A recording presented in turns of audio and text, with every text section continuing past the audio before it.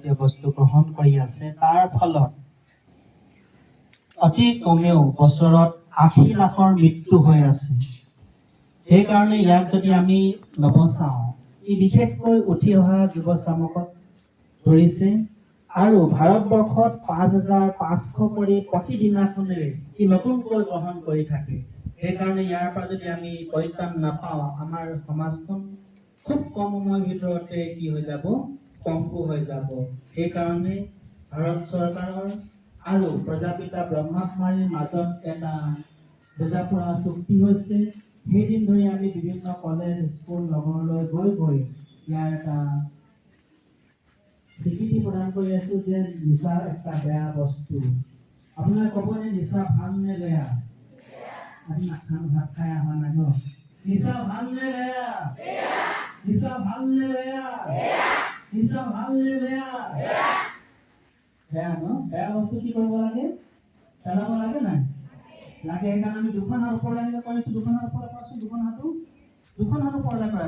দুখন হাত সকলো কৰিবা দেই। দুখন হাত ওপৰলৈ কৰক আৰু মোৰ লগত ক'ব, বেয়া বস্তু পেলাম নে?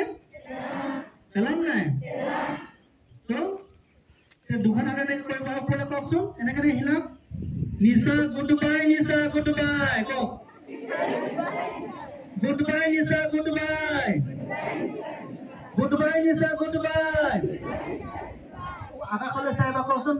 নিচা গুড বাই, নিচা গুড বাই। গুড বাই নিচা, গুড বাই। গুড বাই নিচা, গুড বাই। টাটা নিচা, টাটা। টাটা নিচা, টাটা। উৰিজা নিচা, উৰিজা। উৰিজা নিচা, উৰিজা। বেয়া বস্তু কি কৰে? ভিতৰত ৰাখে নে বাহিৰত ৰাখে? ভিতৰত ৰাখে নে বাহিৰত ৰাখে? ডাষ্টবিনত ৰাখে নে ভিতৰত ৰাখে? ডাষ্টবিনত ৰাখে নে ভিতৰত ৰাখে? ডাষ্টবিনৰ বস্তু পেলাই দিয়ে নে ঘৰত ৰাখে?